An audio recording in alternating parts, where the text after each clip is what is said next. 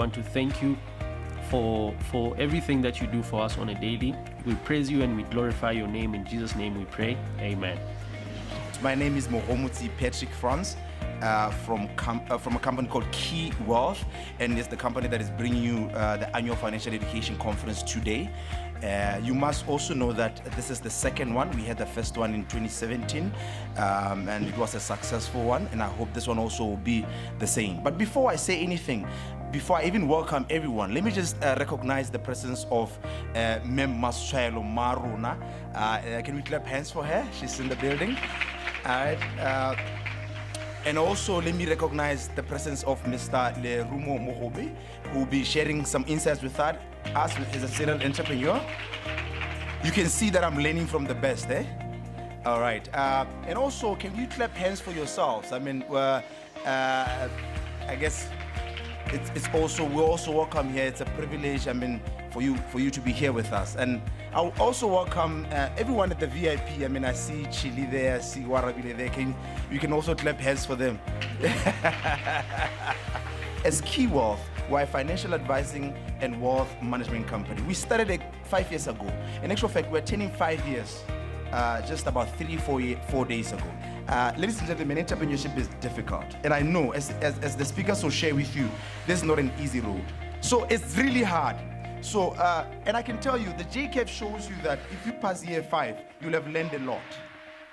And I'm not saying we're already there, but somehow we have managed to stabilize. Right now, we're a team of over 20, and we've got clients such as FNB, Wilderness Safaris, DBS, Water Utilities, Competition Authority, Puma Energy. We have grown as a company, but we're still getting where we want to go, but we're still on the journey. So entrepreneurship is not a destination, it's a journey. Mandela Washington Fellowship is one opportunity that when you have, you get an opportunity to go and see how the Americans are doing it. And I had an opportunity to go to Chicago, where I was in the business and entrepreneurship track at Kellogg School of Management. And I can tell you, entrepreneurship in America is a culture, right? You will see that there are so many entrepreneurship hubs.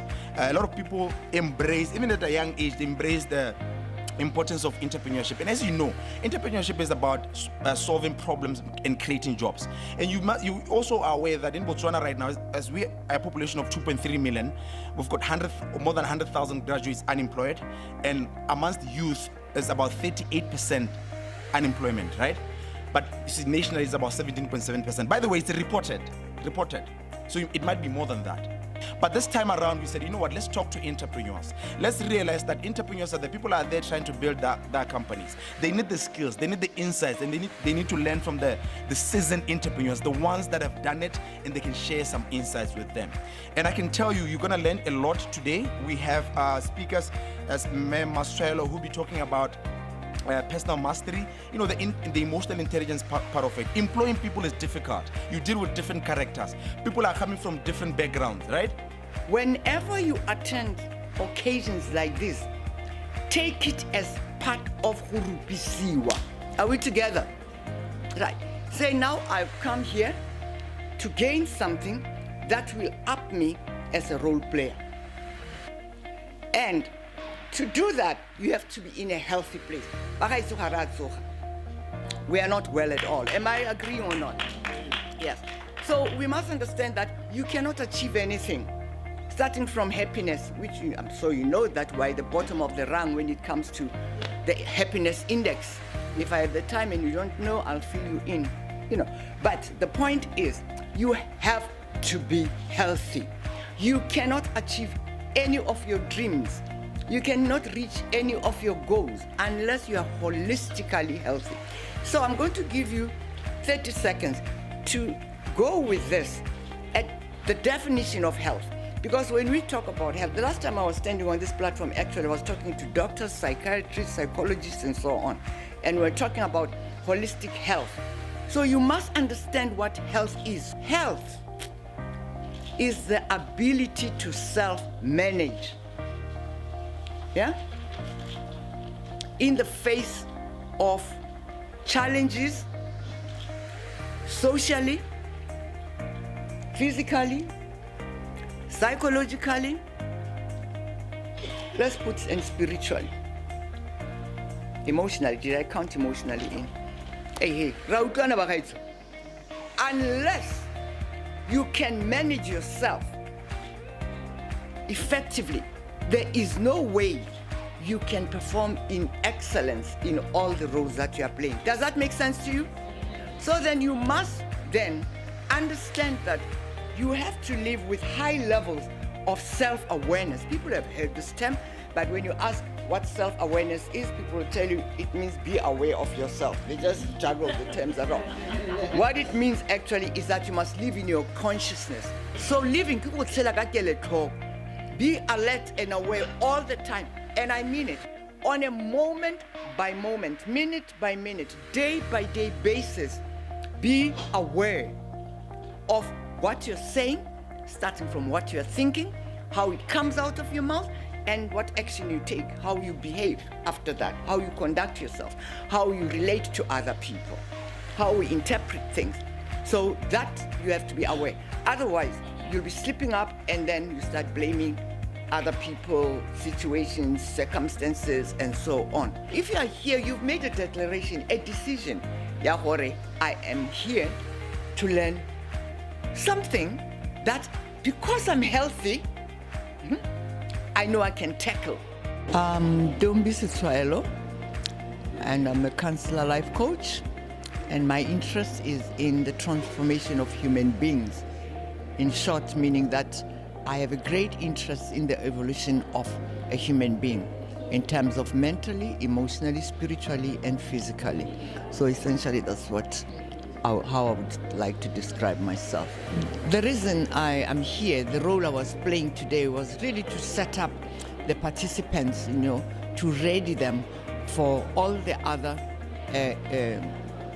teachings that they were going to receive today. Because a lot of times people will come to a gathering like this one and they will be talking about, I've come to learn this, like this, I'm educated, in this case, to be educated on finances. That's the main thing about financial literacy.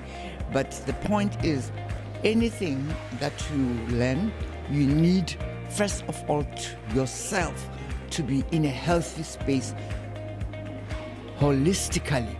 Otherwise, you just take the information and not be able to apply it to yourself or to your life issues. We are very busy with our brilliant ideas, right? I'm an entrepreneur. I want to do great things. But are you emotionally intelligent? Sometimes you focus on the bottom line. Why is my business not doing well? Why this, why that? The problem might just be you. Who among you are entrepreneurs or aspiring entrepreneurs? Who among you are entrepreneurs? Let me teach you what it means first before you raise your hand. Entrepreneurs, we know business people who are involved and engaged in commerce and commercial activity. Entrepreneurs are people who exhibit the same characteristics of external entrepreneurs, but they do it from within their organizations. So from what you responded by saying when Setshwaelo was asking you, I get the impression that the majority of you are entrepreneurs. You are entrepreneurs but working within a space of organizations. I've learned a thing or two about starting, growing, and maintaining an enterprise over an extended period of time in this lovely country of ours, Botswana. We have turned what started with literally 100 pula, which I remember taking from my pocket in the sense of signing a check and opening an account at Barclays African Mall. There was Barclays African Mall those days. And I signed a check for 100 pula to open a business account for Lerumo Mogobe in 1991 when I first started. And now we've been able to cultivate that business from those few pennies to 1,000 pula business, to 100,000 pula business, to 1,000,000 pula business, and now to what is now a multi-million pula enterprise.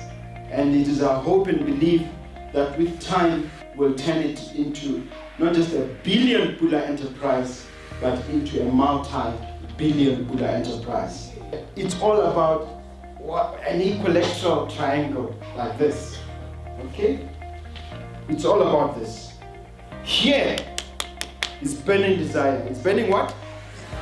You need to have that. You need to have that fire in the belly to do something, to make a difference. Here is indomitable faith. What is here? Indomitable faith. But here is a thing called massive action. So you need this equilateral triangle of activity or of application.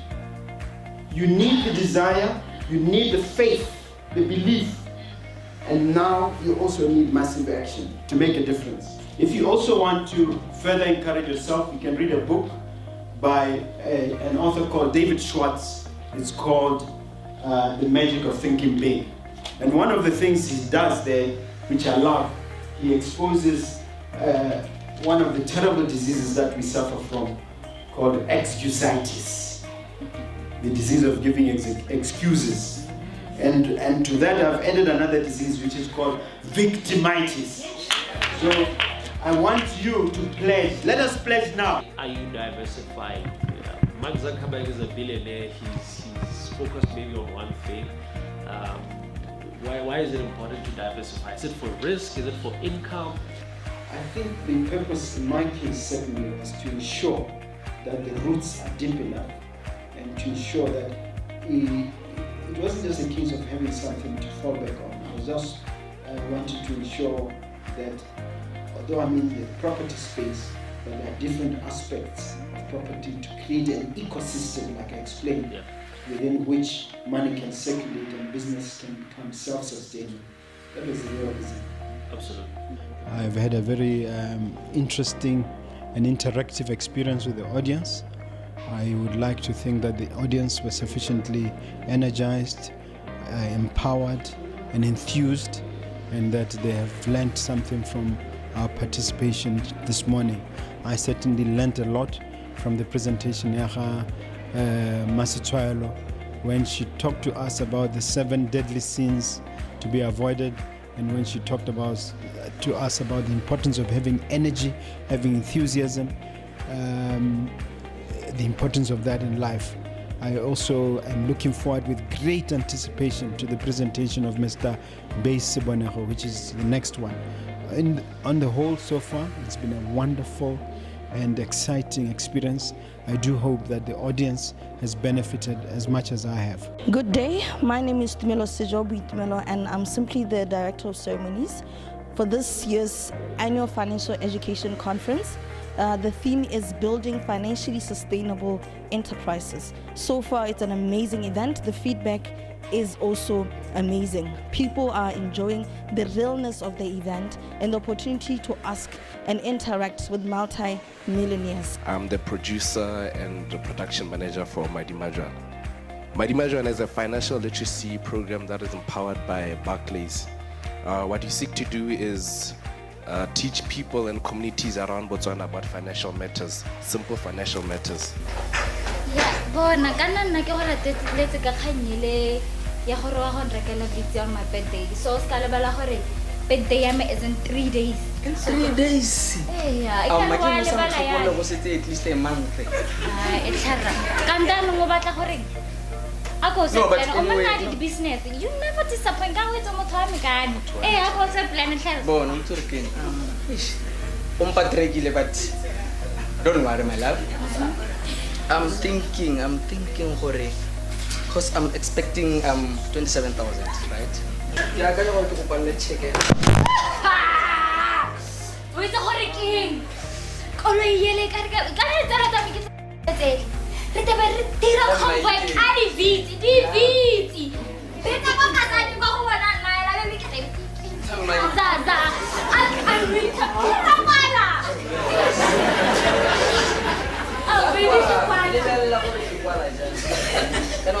Eh, 22,000 the big koala get the girl. Say,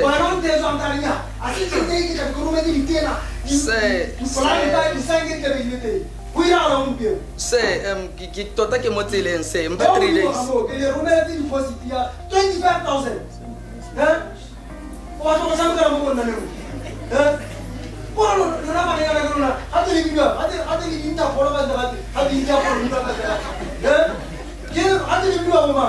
Hello.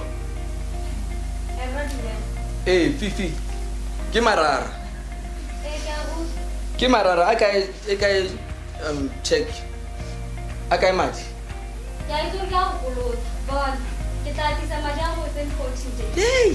bona o tsore keng? Within 14 days. Bona o tsore keng? Ngwanyana go wena. O ntshetse hore within 7 days o tla bo setse o ntuetse. Ka go ha 3 days o paletswe, so I don't want stories. I need my bona. No, listen. Ke batla madi aka today. What can I do? Oh, ra go ipona bitsile.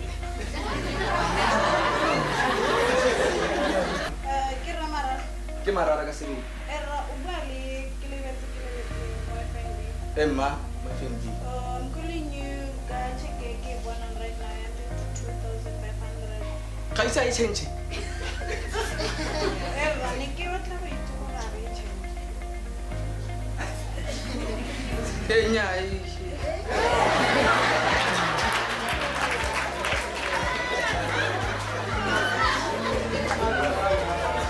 They touched on real issues that we're all exposed to, but some people don't necessarily always understand and get the message.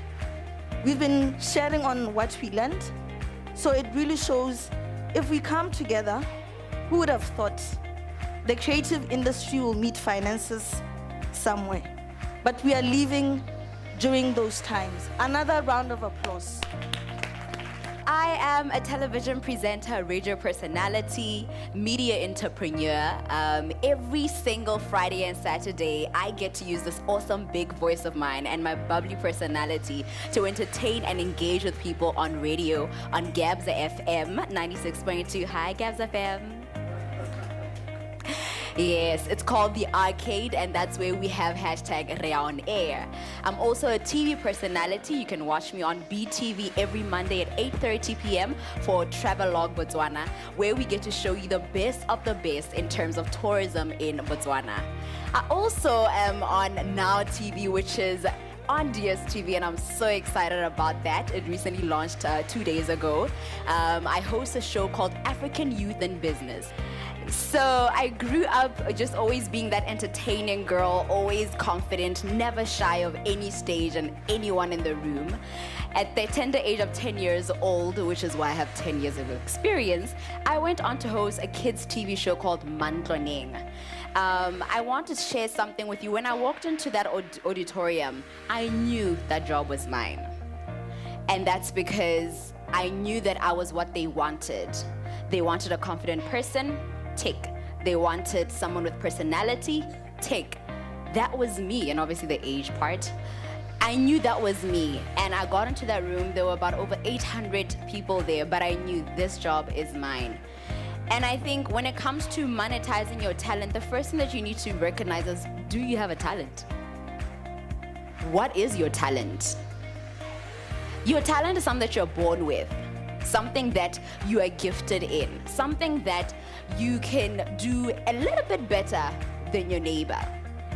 I decided to use what I had, where I was, with who I had. And who did I have? Myself. I didn't have a team. I didn't have your HD 4K cameras. No, I just had an HTC 1M7, and that's all I was going to use.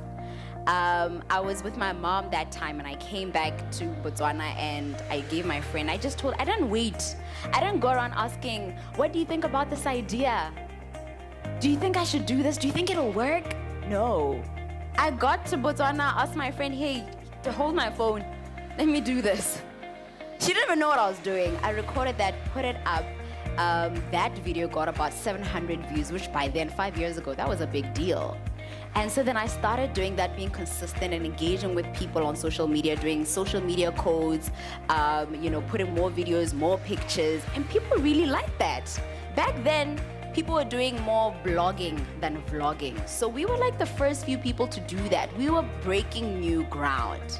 started off, and as time went on, I must say, I really felt discouraged at some point. I felt that there were some people who started out later than me, and their pages were growing, and they were like, getting brand partnerships, and I was just there, not monetizing it and not growing. We need, as young people more especially, we need to learn to sometimes turn off social media, even though you're gonna take down my views that are online. Turn off social media, sit down with yourself, write down your goals. What is it that you want to achieve in the next 5 years, in the next 10 years, in the next 15 years? And you don't have to tell anybody, and you don't have to ask anyone permission. Those are your goals. I looked around and I found a gap in media. A lot of media production companies, they do your coverage events and television show productions, which we do as well, cute. But I was like, when it comes to speaking, when it comes to your CEOs, when it comes to your sales representatives, your PR executives who come on our radio shows and TV shows and speak, they always just, I tend to feel like I sell the product better than they should be. Yeah, and it's like, no. And I could only imagine, because now that I'm on radio, I know how much it is that client paid for this person to come and speak, and they're not doing a good job. They need help. So I thought, I'm gonna meet that need. And if it means maybe showing people that there's a problem, let me solve it, I will do that. So we could get little recordings and go to the client, hi, yeah, so you brought so-and-so on the radio, and yeah, this is what happened. I think I could do much better. This is what we're offering. So now we're offering corporate media training, where we train people on how to engage with the media when you're going for TV interviews, radio interviews, newspapers, or even public speaking. Does it ever demoralize you when you think about like the size of the market, or are you thinking continental and global? So thank God I now live in the digital era where my market is the global world. Right. I don't necessarily have to just look at Botswana. Today, I was asked to come and speak on monetizing your talent. And I think, looking at my journey as a television presenter from a young age, I've been able to turn what I love to do so much, my passion, which is television presenting, and turn it into a business.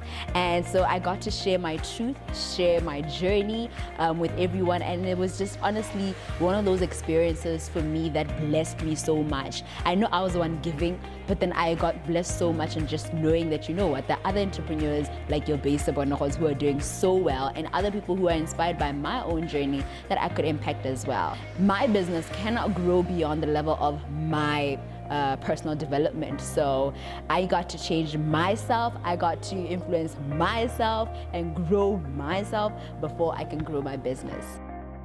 My topic is, where is it? Just be navigating through entrepreneurial challenges, right? And I've been listening. Burning desire, action, dream big. Who can teach you those things?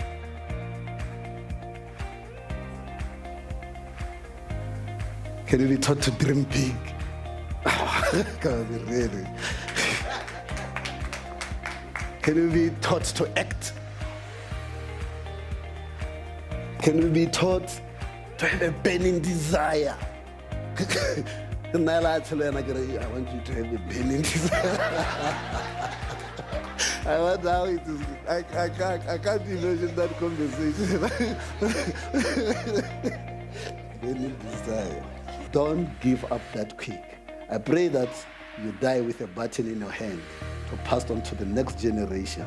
This thing is generational. And then it closes by a quote by Winston Churchill. Success is not final, and failure is not fatal. It is the courage to continue that counts. Have you ever had to close a business or maybe a business unit that you owned? And why did you think it was necessary for you to make that decision at that particular point? Yes, I started a business in the media industry, a newspaper called the Monday Times. One of the biggest mistakes that we make as African entrepreneurs is we hang on to businesses for too long when actually we should be letting go. We don't know when to say, you know what, wow, I loved it and so much. Yes, emotional and sentiments, but I must let go. Babiletsa, le Mr. Mogobe, le re Sebonego. I just want to thank you, big gentlemen. We are in an era yeleng hore ngwana rona wa mosimane hana role model. I need you men to understand what you are doing here, because I think you're doing a big thing here, a massive thing here. Sebonego is my name, and I'm the chairman Brains Group of Companies. Today I attended the annual financial conference, and I can say it was such a beautiful event, and I'm happy that I've interacted with other entrepreneurs, learned a lot from them, and impacted in my humble way the little that I know of entrepreneurship. This is an event that I would personally support. We are a group of young Botswana who were part of an amazing program last year called the Mandela Washington Fellowship under the Young African Leadership Initiative, which is a flagship program that was introduced by the former president of the US, Barack Obama. So upon our return, and this is the case with every cohort that comes back from the program, to undertake a project on a particular issue, a topical issue in the country. And fortunately for us, and with my background, or rather my area of focus on migration, we were then allocated human trafficking, and which is what I seek to make a presentation on. Now, human trafficking is an area in Botswana that is relatively unknown. Not much is known about human trafficking. Now, with that in mind, our role has been to raise awareness under this project. One, to make people aware that there's actually a law in place that seeks to address this particular problem. Secondly, that there are actually institutions in place in Botswana that have been established specifically to try to deal with this issue. And we know that currently in Botswana there haven't really been many cases of human trafficking that have actually been successfully prosecuted in court. There's only one that went as far as the High Court, but we understand that there's been appeal. An appeal has been actually launched in that case. So if you think about it, we are not doing very well insofar as the cases that touch on human trafficking. So, what is your opinion on the idea of tenders? Do you believe that it's important? It's not important? What is your opinion on tenders? Throughout my tenure at ICRC, I've seen a lot of disputes over tenders. And indeed, there's the phenomenon of tenderpreneurship as opposed to entrepreneurship that is going on in Botswana. So as entrepreneurs, I think it advantages us to become familiar with procurement. Procurement is a field of study. There are procurement specialists out there. And I think it is very, very important when you get to a certain level. For instance, some of the larger buildings that we are developing, the only realistic tenants that we are hoping for are government. And the only way that government can move in, from my point of view, is through the process of tendering. Your company is fairly new. You might want to grow it and you sort of take it to the next level, and that requires some sort of capital input. Do you think, or are you motivated to look to the conventional sources of capital in our country, such as Monomo, SIDA, Youth Development Fund, etc., etc.?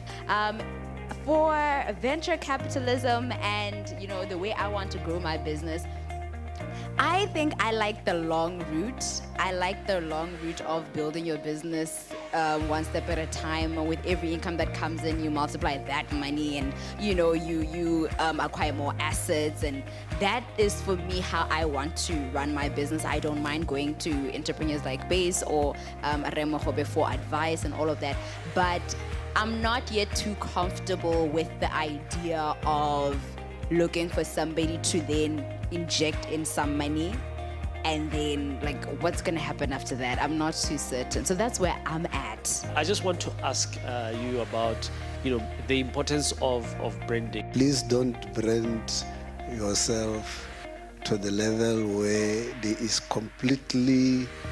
complete detachment and complete zero correlation between the reality of your business and yourself.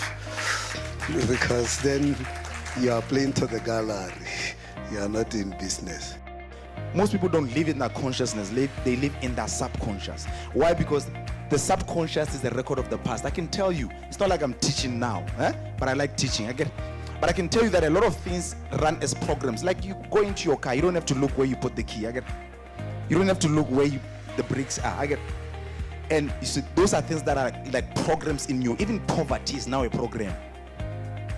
No, I'm telling you, poverty is a program. That's why you make poor decisions unconsciously. That's why you go to an ATM, Mongolo Town 15, you go and cash book guy. 200, why? Because it's unconscious poverty decisions.